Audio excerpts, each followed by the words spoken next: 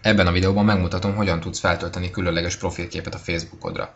Első lépésben válasz ki egy képet,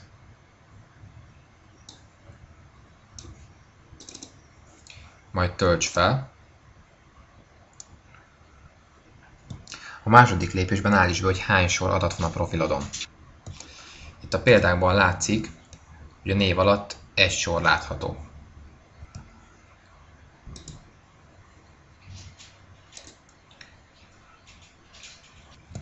A harmadik lépésben állítsd be a képet az egér mozgatásával.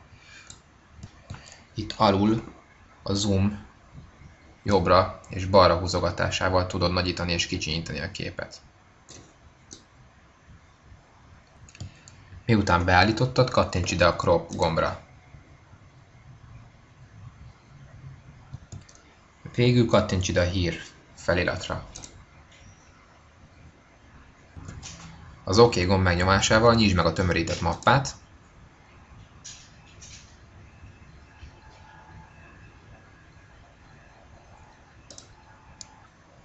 majd kattints a kibontás ide ikonra,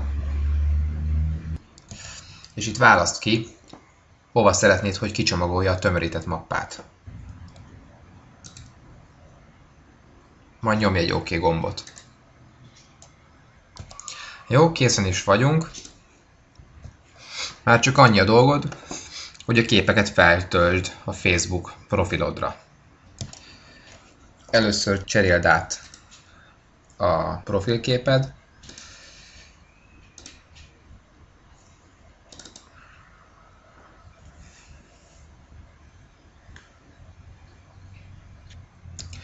a következő lépésben tölts fel a kis képeket.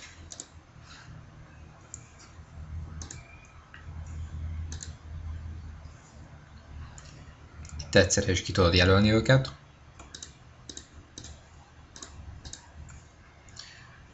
Majd kattints a megnyitás gombra.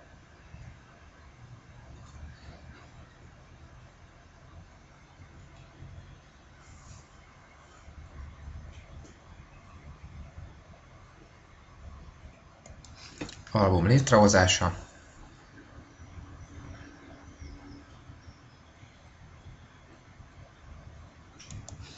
Közzététel most. Majd jelöld meg mindegyik fényképen magadat.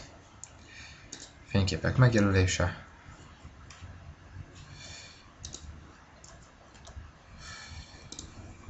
Kiválasztod magadat.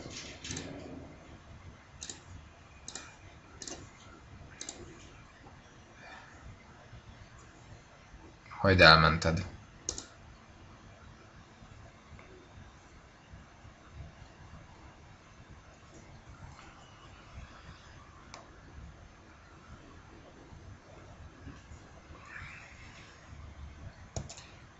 Végül kattints ide az adatlapra.